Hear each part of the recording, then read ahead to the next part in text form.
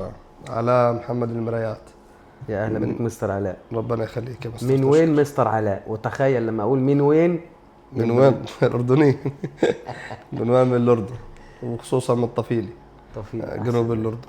جنوب الاردن. طبعا انا مش عارف اماكن هناك، انا عارف الاردن بس. بالظبط. بس اللي حيسمع حيعرف، يعني تلاقي ناس اردنيين ياما او ناس جت الاردن فهتعرف المنطقه اللي انا بتكلم فيها. تمام جدا. بالظبط. ماشي.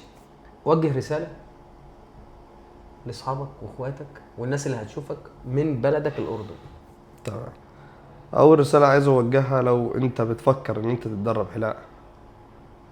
حلاقه تيجي هنا. نصيحه لوجه الله، اقسم بالله مش عشان انا موجود في المكان، دي اول حاجه. تاني حاجه، انا قبل ما اجي الحمد لله انا من الناس اللي انا شايف نفسي قلت في شهر، مع انها صعبه، انا شايفها صعبه ومستحيله قبل لما اجي، بس قلت في اي مكان انا هتحطه وانا هتعلم، لان انا خلاص انا عايز اوصل لحاجه فهتوصل لها. اي بني ادم كده لو حاطط باله في حاجه هيوصل لها. صح جدا. بس من حب ربنا ليا انه وقعني في مكان يريح عليا ده قوي، فضل ونعم.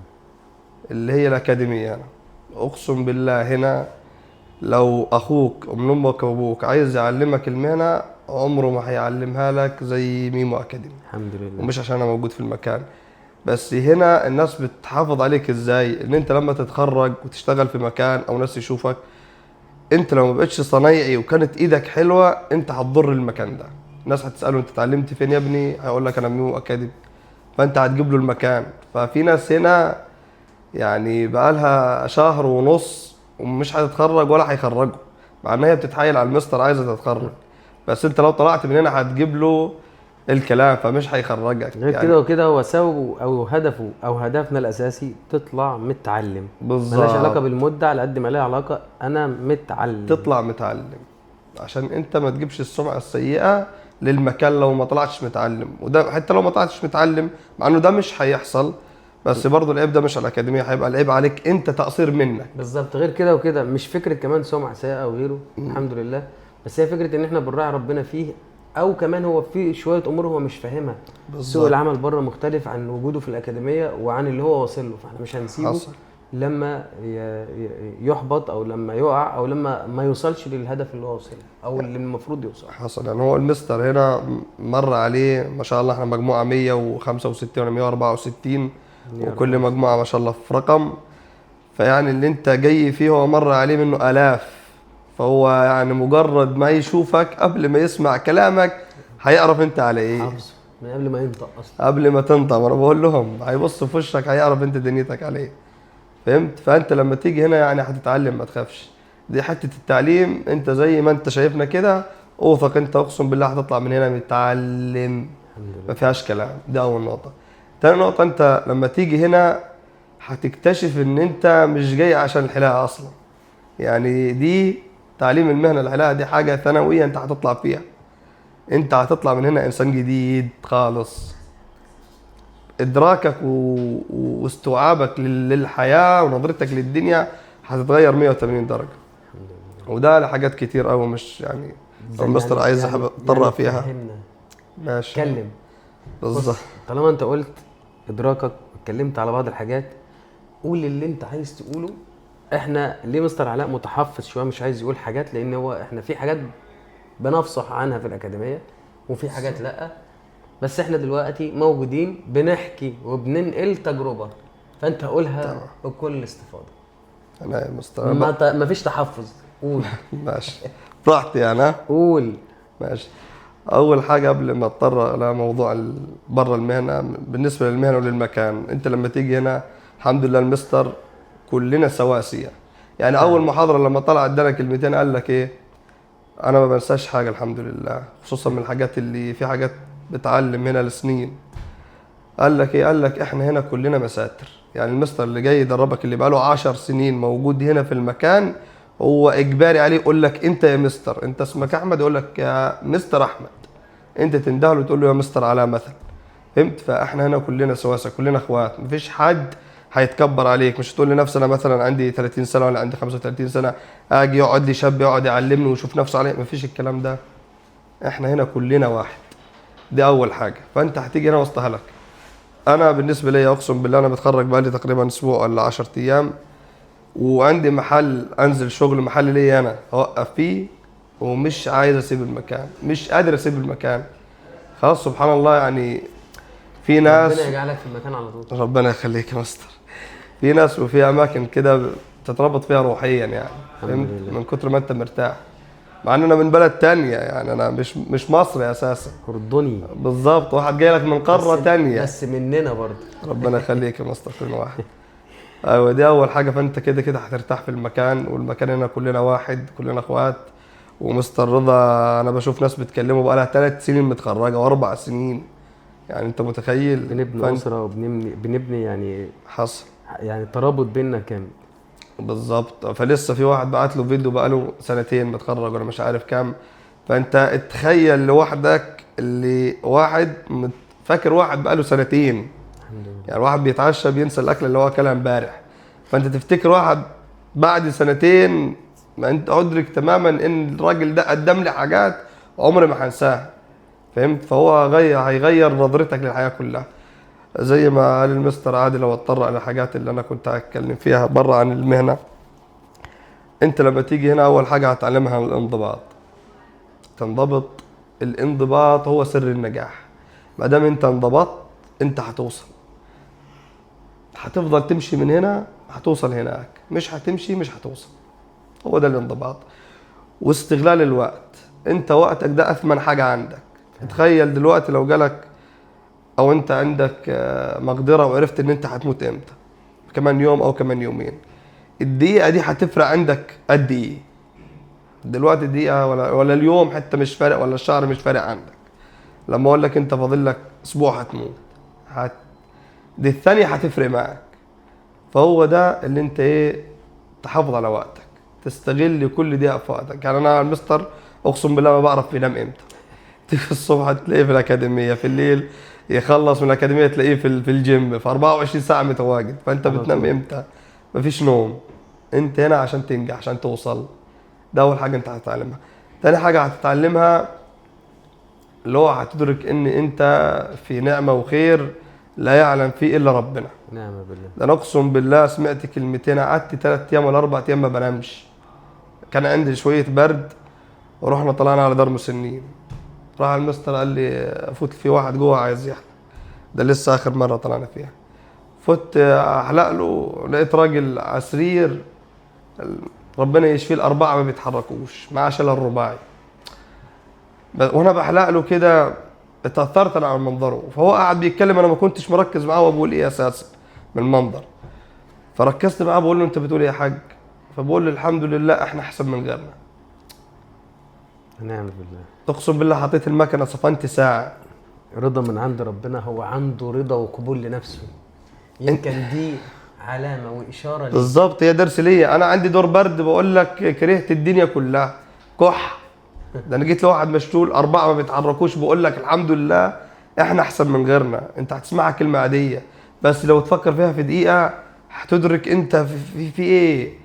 انت الواحد بتزعل لما يحصل لك مشكله، ولا لما تتعب، ولا واحد ملوش حد، عياله ولا اهله الله اعلم فيهم، انا ما سالتوش، ما حبيتش اتطرق. دي الدروس اللي دايما انا بأصر عليها بالظبط. من وجود كل الناس اللي بتكون موجودة في الأكاديمية. دي الدروس اللي احنا بنعملها، دي الحاجة اللي بيبقى فيها مراجعة نفس وإلى آخره، إن أنت فين وممكن تبقى فين، فإيه اللي تعمله عشان تبقى واصل لحتة صح. كويسة. بالظبط كده. نسيت اللي انا كنت بتكلم فيه من كتر الحاجات. كنا بنتكلم في الشلل الرباعي. بالظبط. يكفينا ويكفيك ويعافينا ويعافيك. الحمد لله. فانت سيبك من انه اصلا ملوش حد، والله اعلم كان ليه اسره ولا راحت ولا يعني في دار مسنين ملوش حد ما بيعرفش حاجه وشلل رباعي، وبيقول لي الحمد لله احنا احسن من غيرنا. فعلا. يعني انا لو مسكت لساني عايز اقول له انت احسن من غيرنا في ايه يا حاج. وعلى فكره دي ساعات سبحان الله الواحد لما يركز في بعض التفاصيل، الحاجه ما بتحصلش عشان الشخص، بتحصل لك انت. ده ربنا عايز يوصل لك رساله عن طريق ناس تانية. عن طريق ناس تانية. فعلا يا بالظبط مستر كده. علاء. فانت هنا مع احترام المستر، انت هنا هتطلع انسان جديد، في عقليه جديده، في ادراك جديد، في شخصيه جديده مهما كان مر عليك بره. انا اللي قدامكم ما بشكرش في نفسي، بس انا لفيت ياما، لفيت وخشت في تجارب وشفت ناس وحصل لي حاجات، يعني لو اتكلم فيها عايز لي يومين ولا ثلاثه وانا بتكلم مش هخلص. بس لما جيت هنا ادركت ان انا ما عشتش حاجه. الحمد لله. ربنا يخليك يا مستر. مشوار الأكاديمية من الأردن لمصر يستاهل؟ يستاهل، ده اقسم بالله يوم واحد انت هتعيشه هنا يستاهل تيجي له من الصين. والله من الصين مش من الاردن. يوم بره عن المهنه احنا متفقين، انت هتتعلمها خدها في جيبك كده. الواضح من كلامك ان احنا مش بنعلم حاجة واحدة بس في الأكاديمية، او ان هو هنا مش بياخد تجربة الكورس فقط لغير في ان هو بيعرف يحلق لأي حد، هو بيتعلم حاجات تانية كتير من اللي انت بتتكلم فيها، زي اثبات ذاته لنفسه، وازاي يفكر لمستقبله والشغل، وازاي يراجع نفسه ويطور من نفسه، وازاي يكون حكيم في اموره كلها. بالظبط. سواء بقى من امور نفسيه او امور اجتماعيه او الى اخره، من اما هيمر او اللي هيمر بيه فيما بعد، او الشباب الصغيرين اللي انت بتيجي او بتشوفهم معانا في الاكاديميه من نظام تربوي تاني بخلاف اللي هم عاشوه قبل كده او اللي لسه هيعيشوه. صح. ده اللي انت تقصده. هل بالنسبه لنا انا كعلاء شفت رقم السعر او المبلغ اللي بيدفع او اللي هيدفع لما انت تواصلت معانا ازاي الاول؟ انا تواصلت عن طريق الصفحه، كنت بقلب على السوشيال ميديا، وزي ما قلت لك الحمد لله يعني الواحد من كتر ما عاش عنده نظره. فانا من كلام الناس زي ما انا قاعد بتكلم دلوقتي شفت ناس قاعده بتتكلم فبتشكر فيك، فانا من نظرتي شفت او وشوش الناس دي الحب ليك، او ان الكلام ده طالع من القلب. ده مش كلام واحد قاعد بيقول عشان موجود في مكان. ساعتها لما كلمتك في الحوار، لما قلت انت يمكن الناس تفكر ان هو ايه عشان قاعد في المكان، عشان قاعد معانا وبتاع. بالظبط. بس مش هنقيس امورنا على ال10 او على الاقل. بالظبط. ففي ناس عندها نظر لما تشوف هتفهم ان ده بيتكلم من صح. لان انا كعلاء برضو شفت ناس بتتكلم من قبل ما ناجي، وشفت البيدج وتابعت. انت ارتحت بالزبط للاكاديميه وارتحت للمكان من قبل ما تيجي، مع اختلاف الاماكن اللي انت شفتها أكيد. بالظبط قبل ما اجي. طيب انا قالوا لي احجز، انا حجزت ودفعت. الرقم بالنسبه لك كان عامل ازاي؟ وان انت ليه ما فكرتش ان المكان ده ممكن يكون بينصب عليك؟ يعني الرقم بالنسبه لك المبلغ، اكيد شفت اماكن اقل. شفت اماكن اقل وشفت اماكن برضه اغلى، بس عايز اقول تفصيله قبل ما اجاوبك على السؤال ده. اتفضل. بالنسبه لاي حد محتار، انت بتروح فسحه بتدفع فيها فلوس، فانت دي اعتبرها انت هتدفعها فسحه، ادفع فلوس سكتك وتعالى هنا. في اي وقت هتلاقي ناس متدربين، ان كان منا احنا او من الناس اللي قبلنا. واقول لك يا سيدي ما تاخدش ولا تكلموا في الاكاديميه. شوف انت شفته في الاكاديميه انت بتعمل ايه يا زميلي هنا، هيقول لك انا متدرب، عايزك بره في كلمتين بس اخويا، خده بره بينك وبينه، مفيش حد بينكم الا ربنا. وقول له يا صاحبي انت شفت هناك ايه، تنصحني اجي ولا يعني انت كده بتقول له تعالى انزل الاكاديميه في اي وقت، في اي وقت انت ضيف مكانك، واسال المتدربين، ما تسالش المدربين، ما تسالش ناس قاعدين بيخدموا هنا، لا اسال اي متدرب هدوء. مع انه اكيد طبعا في ناس كتير قوي ما بتخافش على الله وما بيثمرش فيها حاجه، بس لا، اللي شافه هنا خليه يثمر فيه غصبا عنه. انا عارف انا بقول ايه. خد اي حد وكلمه بره بينك وبينه، اعزمه على كوبايه قهوه ولا كوبايه شاي، ولا هو يعزمك قول له يا صاحبي انت بتنصحني اجي هنا ولا لا. بس لو ما عادش يتكلم فوق دماغك ساعه عشان يخليك تيجي هنا وشكر في المكان ده، ابقى انا ما بفهمش حاجه. فضل ونعم. من ضمنهم اقل حد اتعلم هنا لسه طبعا اللي بيطول هنا واحد من الاثنين، يا واحد مش بيتعب على نفسه لما يروح ما بيذاكرش اللي عايز بياخده ومش عايز يتعلم، يا واحد تاني دماغه ده مسافره فحته ده، مع انه في انا واحد منهم هيتعلم. انت جاي هنا هتتعلم عافيه بذوقك، انت هنا جاي هتتعلم، بس برضه ما تنكرش جاي هتعلم تروح هنا تيجي تنام، لا انت هتذاكر على نفسك وتتعب. صح. اهم حاجه يشتغل على نفسه، دي اول حاجه. تاني حاجه موضوع الفلوس. احنا كنا بنفضفض احنا والمستر قبل كم من يوم، مش فاكر، قبل ما نتخرج، فاكر مستر؟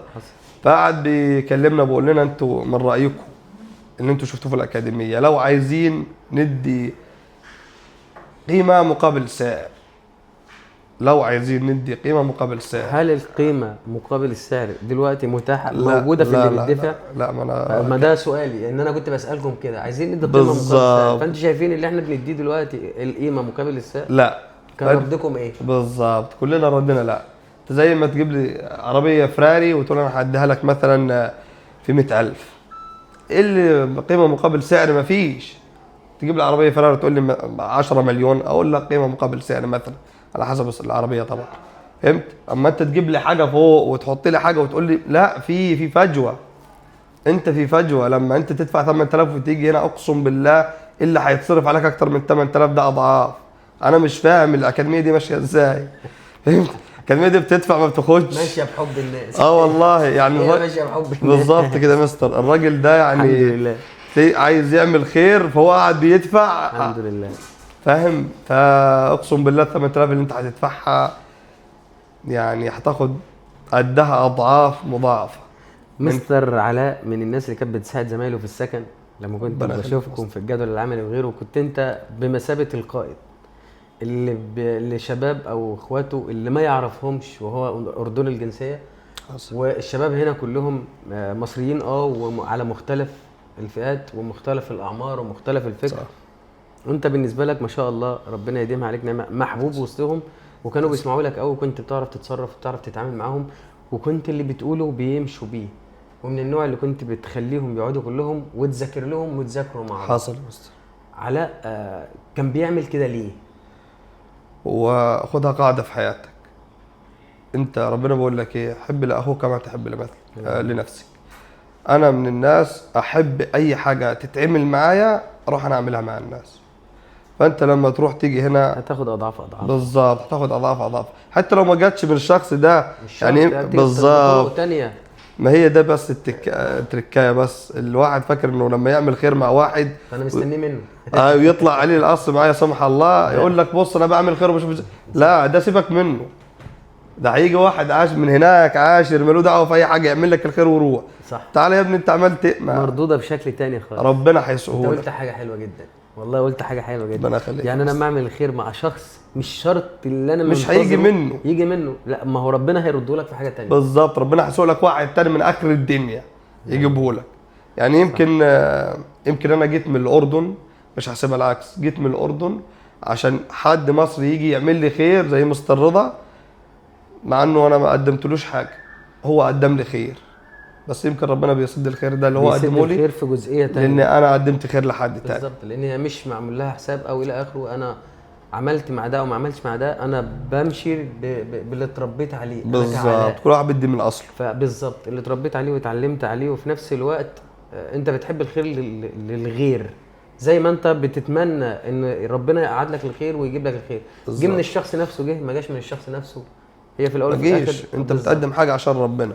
ايه رايك في موضوع السكن؟ عامل حاجه كويسه في الكورس او عامل حاجه كويسه في الاكاديميه؟ وهل هو غالي مش غالي الدنيا الناس اللي بتتكلم عليه؟ هسه بالنسبه للسكن، انت لما تيجي من بره نكمل الاردن، ما فكرتش تاخد سكن تاني اول ما انت جيت هنا؟ انا اول ما جيت اكيد هتفكر. ما انت ما شفتش، فهمت؟ ما انت الحاجه المشكله اللي قاعد بيتكلم لما قبل ما يشوف الحاجه هيفكر في 200 حاجه. احنا لما جينا اول ما جينا حتى كنا بكلم زمايلي بقول له سكن ليه؟ طب نيجي نخلع ناخد سكن مع نفسنا بره او نعمل لنا بتاع. انت هتفكر في الحاجات دي عشان لسه انت ما عشتش الموضوع، بس مجرد يوم تقعد في السكن يومين انت هتحس في راحه. خلاص انا تمام، خلاص ده مكاني. ليه؟ اول حاجه بالنسبه للامان مفيش امان من كده.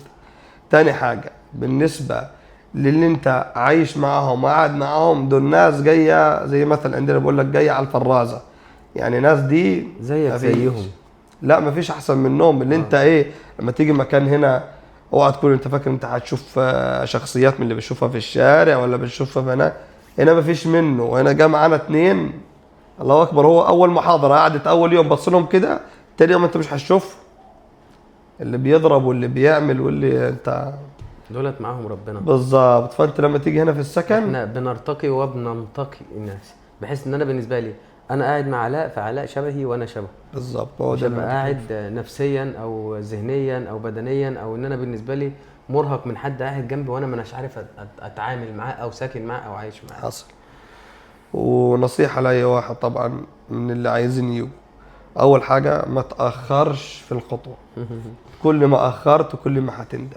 مفيش حاجة اسمها بكرة، دي بكرة انساها في أي حاجة في الحياة طبعا عموما. فعلا والله. بكرة أنا كلنا طبعا كده، أبقى عايز أروح الجيم مثلا، مطرد يا عم النهاردة هخليها سيبها بكرة، بكرة مش هيجي، هي النهاردة، هو اليوم، هي الساعة دي اللي معاك، يا هتعمل فيها يا ما تعملش. اعقلها وتوكل. بالظبط، يا هتعمل تقول بسم الله وتيجي، يا هتلاقي نفسك كمان راجل قال لك قعدت سنه ونص وانا بفكر. طب ليه؟ ده من سنه ونص لو جه كان زمانه هنا بقى له سنه ونص والدنيا عدت كان زمانه في الطياره دلوقتي. بالظبط، وكان زمانه مفيش بكره. هي ايه؟ هي في نفس دي كان زمانه في اول، الطياره دلوقتي. ده اول حاجه. تاني حاجه لما تيجي هنا ان شاء الله وهتيجي، ميز نفسك، ميز نفسك. اول حاجه من ايوه اول حاجه من تعامل، خليك انت انسان رقي لما متحضر. تتعامل مع الناس، متحضر، الناس تحبك، هتحترمك، هتعلى في عين الناس. عامل كما تحب بالظبط، أن انت عامل. تعامل. كمل له ايه تاني؟ المواعيد أيوة. بيجي ازاي والوقت والناس اللي كانت بتتقدر انت كنت بتشوفهم مش انت يعني. حصل طبعا اول كلمتين ادهم لنا المستر انا ما بنساهمش برضه. قال لك ايه؟ قال لك انا اهم حاجه عندي الوقت، فانا لو هتمسكوا عليا انتوا 45 ولا كام واحد، تمسكوا عليا تاخير دقيقه، تمن كورساتكم كله ده عليا. تخيل بقى 45 طالب 45 يعني فيما فوق، يعني الشهر ده هيخسر مبالغ. هيشتغل لله وللوطن كده ببلاش. ما هو كده كده شغال لله والوطن الصراحه يعني. بس بس ايه بقى اللي هيحصل؟ هيخسر فلوس، هيدفع من جيبه عشان ايه؟ عشان تاخر دقيقه. دقيقة.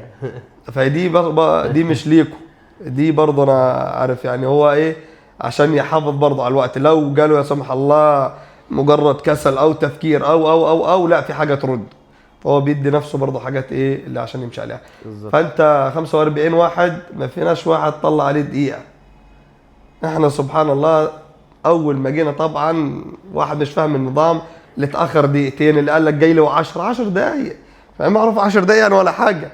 ده جه ناس متاخره دقيقتين، فضلت المحاضره كامله 4 ساعات واقفه واكتر. المحاضره الاولى قبل ما يطلع ويرجع. الناس الثانيه قعدت الموعد كله، المحاضره كلها 9 ساعات ولا 10 ساعات، انت واقف ممنوع عليك. دي اول حاجه. تاني حاجه، انت لو ما قدرتش بالنسبه، هو اداك حاجه ان كان وقت، ان كنت انت هتنزل يوم او انت ما قدرتش ومشيت في النظام، هتيجي هنا هيحصل لك حاجات انا مش هقولها لك عشان بكرهكش في النظام. علشان دي من ضمن المميزات. بالظبط، ايوه، عشان خليها ميزه، عشان ايه؟ عشان تأهلك راجل ليك مستقبل وليك كلمه وليك شخصيه، ليك كلمه. هي دي. لما اقول انا حاجه الساعه الفلانيه هاجي الساعه الفلانيه، ولما اجي واقول انا هتعلم شيء وهكون حد ملتزم وحد بيتكلم عن نفسه وعن نجاحاتي، مش هتحتاج حد يتكلم معاك كلمه او حصل. يديك اي جزاءات في اي شغل وفي اي مصالح او في اي حاجه، لان في يوم من الايام هتبقى صاحب شغل. صح. فازاي هكون صاحب شغل في يوم من الايام وانا مش ملتزم وانا مش قائد لنفسي ولا عارف ادير نفسي ولا عارف اصلا اعمل خطه لنفسي، خطه يوميه، مش هقول لك خطه سنويه ولا شهريه. فهي هنا النظام، هنا بدايه الحياه، هنا المستقبل. انت فاهم اللي هو بيكلمك فيه؟ بيكلمك هو خايف عليك انت طبعا. بعد انت هنا مش هتضر ولا هتنفعه في وقتك ده بتاعك، جيت تتعلم جيت ما جيتش انت هتضر نفسك، مش هتضر ولا هتنفعه. صح. بس هو بيكلمك انت لما بعد ما تطلع من هنا ما تتاخرش على محلك. الشهر ده هيعلمك النظام. انا نظام ان انا شغال مع واحد اجي الساعه 12 في الدقيقه هتلاقي نفسك جيت، مش 12 ونص وواحده وتسمع الكلام من اللي انت شغال عنده.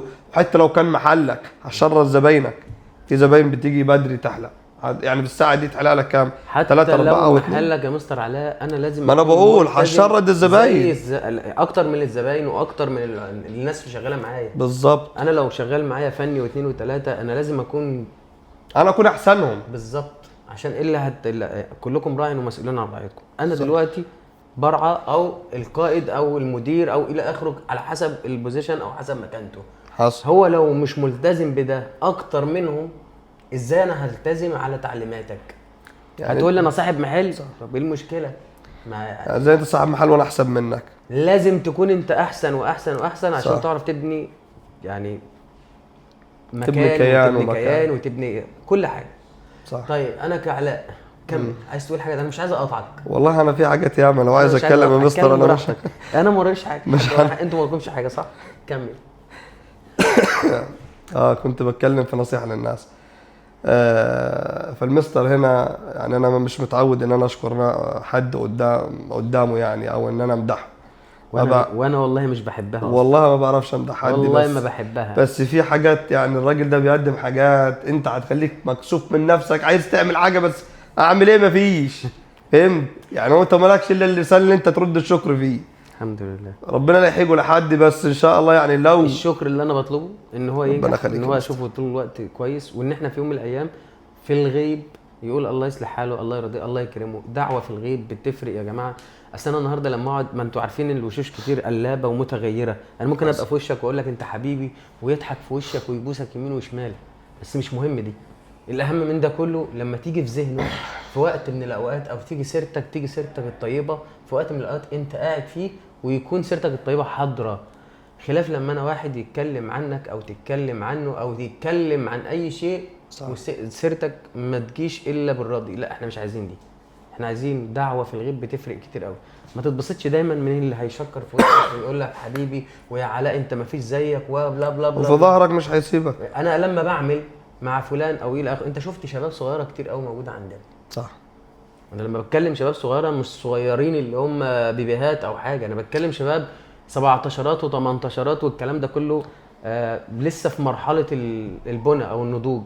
الشباب دي اتغيرت 180 درجه حصل. من التزام. تخيل انت يعني، هقول لك ايه، 180. والله العظيم في اولياء امور. انا دايما ما بحبش اتكلم عن اللي بيحصل او عن نفسي او عن المكان او الى اخره، لان انا دلوقتي مثلا قاعد معايا مستر علاء، فمستر علاء هو اللي بيتكلم عن تجربته بما يرضي الله، لا رياء ولا ان هو بينافي ولا اي حصل. حاجه، هو بيتكلم بما يرضي الله ومش مجبر على انه يقول ده. بس انا لما يجي لي ولي امر يقول لي انت عملت اللي ما عملناهوش في سنين في شهر، دي بالنسبه لي بالدنيا كلها دعوه في الغيب ولا اكتر ولا اقل. ده اللي انا طالبه. اما والده الطالب تكلمني وتقول لي انت عملت فيه ايه، ده متغير، ده بقى بيصلي، ده بقى كذا كذا كذا، ده فارق عني. اما يبقى عندي حد مثلا من اولياء الامور، بابا مثلا هو اصلا حلاق وقعد سنين عشان يعلمه ومش عارف يعلمه وجايبه هنا، لسه كنت بقول نفس فيها الكلام. يعني الحمد لله فضل ونعمه، ربنا يديمها علينا نعمه ويديمها علينا ان احنا دايما نكون اسباب لبعض في الخير. احنا مش بنتكلم في اي حاجه ولا بنقول ده علشان منتظرين حاجه من حد. انا بقول ان لازم اي شخص قبل ما يجي لو سمحت فكر لنفسك، قرر لنفسك، شور اولي الامر منكم، الناس اللي منك قوي، القريبه منك اللي بتحبك، بس ما تقولش صح. خير ربنا قبل كل شيء، وخاف ربنا، راعي والدك ووالدتك قبل اي شيء. كن مستعد وجاهز. يعني ايه مستعد؟ مستعد انك تتعلم، ومستعد انك تفصل عن امور حياتك من بره من جوه من بيت من مشاكل، سواء انت شاب متزوج او الى اخره او لسه سنك صغير، وتكون جاهز ومستعد لكل شيء. اعرف انزل الاكاديميه افصل، اعرف اتعلم، اكون انا فعلا انا جاي هتعلم. صح. انا جاي هتعلم بالظبط. ايه النصيحه اللي حابب تقدمها تاني؟ نصيحه لاولياء الامور، نصيحه من اللي احنا بنشوفه. حاول تديلهم نصيحه كده، قول لهم احنا بنعمل ايه. يعني هم اكيد عارفين اللي هم ربوه واللي قاعد مقرفهم في حياتهم قبل ما يجي هنا. انت قلت لي نفسي اقوله. هم عارفين يعني، فهمت؟ هو عارف هو بعت لك ايه. هو عارف انت صح. هو عارف انت بعت لك ايه. فالمفروض انت لما تبعته وانت عارف هو ايه، يعني تصبر عليه شويه. مش عايزه انت في يوم وليله يبقى خلاص يعني بالظبط. صح. استنى شويه. يعني انا مش عارف، في اولياء امور اقسم بالله المفروض عندك عيل تعرف تنصحه تربيه، سيبك من الضرب وبتاع وكلام. يعني ما قول ايه بس. انت بتشوف حاجات اقسم بالله العظيم الواحد بيتعب. احنا هنا يعني احنا هنا مش بنشوف حاجات، احنا بنشوف على مختلف الحاجات. حاجات كتير جدا جدا جدا بنشوفها. اكاديميه هنا للتربيه والتعليم. مش عايز اتكلم ولا اقول، بس هي احنا هنسيبها ماشيه زي ما هي ماشيه. الحمد لله على كل شيء. ربنا بيجعلنا اسباب للناس دي، يمكن لاولياء الامور اكتر، وبنقول يا رب في اللي جاي يكون خير ان شاء الله خير. انا بس برضه قول. اتفضل تسمح لي. اتفضل. انا مش مستعجلك، مش ضغطك، ربنا يخليك يا مستر. مش بقول لك كفايه ولا بقول لك قول حاجه. انا بقول لك اللي في ذهنك عايز تقوله قوله، لان انت في يوم من الايام زي ما انت سمعت الفيديو واتفرجت عليه وكنت سبب من الاسباب ناس تجيبك هنا وتسمعهم، انت برضو ممكن تبقى سبب من الاسباب اللي تغير فكر ولي امر، ان شاء الله. سواء اب او ام، او تغير فكر شاب ومستقبل شاب من الناس اللي بتستسهل الحياه وبتستسهل الدنيا وبتستسهل الرزق ومش عايزه تتعب، لا عايزه تشتغل على طول. عايز اتكلم نقطة لنصيحة لاولياء الامور. اول حاجة، انت لو عايز تعلم ابنك حاجة تفيده واخدت خطوة ان هي الحلاقة، خليه يجي، ما تخافش عليه. ده انا هنا اقسم بالله، انا الكلام ده بامانة، هيبقوا محافظين عليه اكتر من عندك في البيت.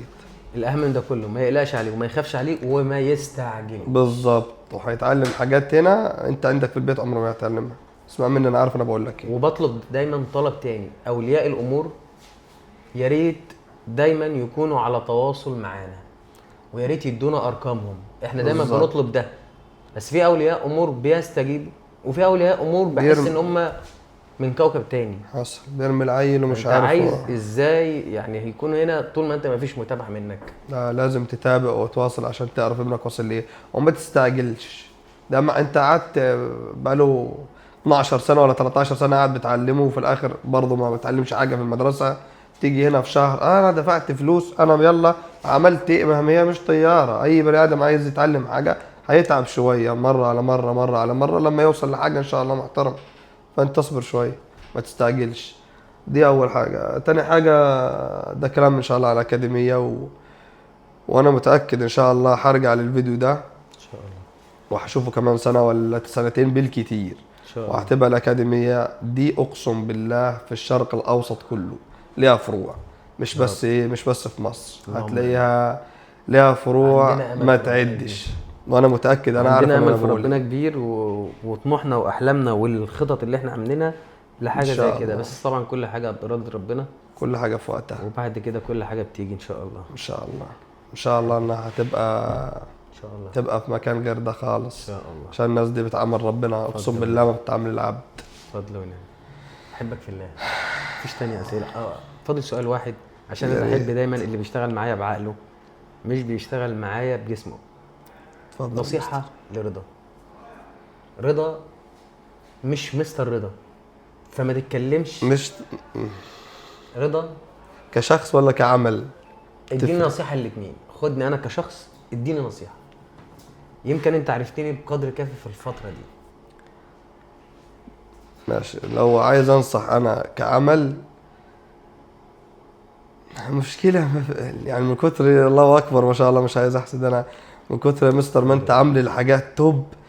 يعني هو في شوية تفاصيل ماشي، يعني مفيش حاجة كاملة، مش كامل الا وجه الله. اكيد ونعم بالله. بس من كتر الحاجات المميزة اللي رافعة، فانت مغطية عليك تشوف اي تفصيلة صغيرة حتة. نصيحه للشغل.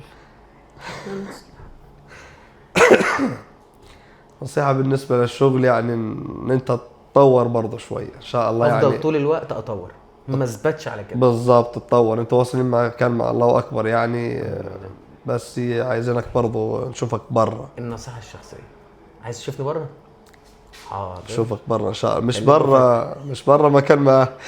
لا، زي انت نشوف. قلت عايز تشوفني بره. لا بره، لا بره خلاص، ليه؟ ما ينفعش. ماشي. النصيحه الشخصيه. النصيحة الشخصية، ايه مفيش ثغره؟ هو مفيش أي حاجة. في اي حاجه كده بسيطه يعني، اي حاجه. نو كومنت. انا مش هعلق على اي حاجه، الصراحه مطلقه. أنا في- رضا اخوك اهو، رضا اخوك. ماشي اخويا، على عيني وعلى راسي. رضا اخوك اهو، الشر انصح يا اخوك مستر. على الراس، بس مش مستر رضا اللي انا فيه مثلا، لا. ها.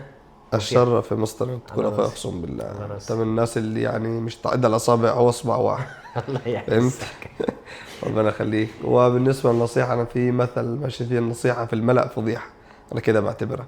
وده ما تخليش حد دماغه تروح هناك ان انا اقول كلمتين دول ان في نصيحه ما ينفعش انها تتقال. لا والله، اقسم بالله ما شاء الله من الناس اللي انا افتخر ان انا قابلتهم في حياتي وقعدت معهم. يضحك ده اول عليا حاجه. ومش هيقول لي نصيحه. ضحك عليا ومش هيقول لي نصيحه. ربنا يخليك يا أستاذ.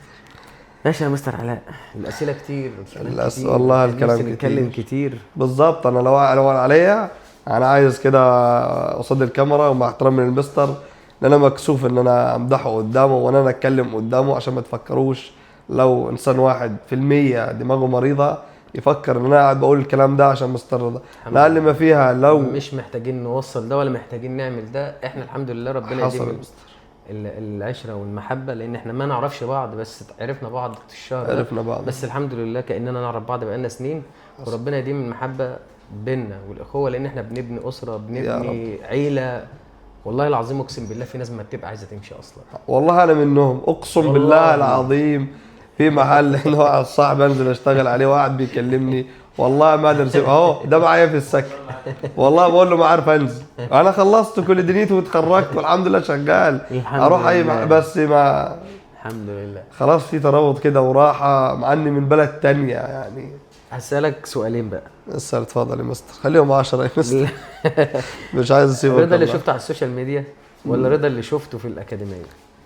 والله رضا ولا الاثنين واحد بس بما يرضي الله؟ رضا اللي شفته على السوشيال ميديا ومجرد وجه، يعني انت زي ما تقول انت اتفرجت على باب، ما تشبيه طبعا، انت اتفرجت على الباب على السوشيال ميديا، الباب ده انت لما تفتحه تيجي هنا هتشوف دنيا تانية خالص. حاجة حلوة يعني حاجة حلوة اكيد، اما بقالي ساعتين بتكلم فيه. انت انا ما شفتش 1% على السوشيال ميديا، والله العظيم ما شفت 1%. ولما تيجي هنا هتفتكر كلام هتقول في واحد قال 1 2 3 الراجل ده سامي. الحمد لله اللهم ديمها نعم. ربنا يخليك. السؤال الثاني كان ايه؟ بختفي يعني هو يوم اللي حصل أجازة. يوم حقي 30 يوم اللي هو انت في الاكاديميه، انا مع ان هنا في مدربين وفي مدير وفي وكلهم اخواتك هيعلموك، انت عارف ده المستر ده اللي واقف على دماغك لو ما علمكش هيتنفخ. فهو انت هيعلمك عافيه ما فيش، ان كان المستر موجود ولا مش موجود، ده اول واحده. بس هو المستر لازم يبقى واقف على حاجته. هو يوم بتلاقيه ريح كده، حصل عنده ظرف يوم من الدوره اللي انت جايها اللي هي 30 يوم، بس بعد كده متواجد. حلو اليوم العملي او الجدول العملي؟ العملي حلو، بس انت هنا هتشبع شغل، هتشتغل وهيطلعك تفصل من الاكاديميه. ايوه اليوم الترفيهي حلو بالظبط، هو ده اللي بكلمك فيه، هيطلعك تفصل عشان دماغك 30 يوم وشغل وبتاع، هيطلعك تفصل، تطلع تتفسحوا وتتصوروا وتعملوا ولا في مستر ولا بتاع، كلكم اخوات كده مع بعض، هيبقى يوم حلو برضه. لما خرجتوا كده كان في حد اسمه مستر وفي حد اسمه لا مفيش، انت طالع مع اخواتك واصحابك وتعاملوا بقى، مفيش. الحمد لله. احبك في الله مستر علاء، وانا بحبك اكتر، مبسوط بالحوار معاك. وانا مسميين البرنامج ده او الحلقات دي او البودكاست عامه ان هو كلام من القلب للقلب بما يرضي الله. حصل والله من القلب. اتبسطت معاك في الحلقه واتبسطت معاك في القعده واتبسطت معاك في الكلام. والله ده انا مش ماليش نفسي اقسم بالله تقفل الحلقه. انت حبيبي. انت اكتر الله يا انت حبيبي، احبك في الله. وانا اكتر الله. تسلم.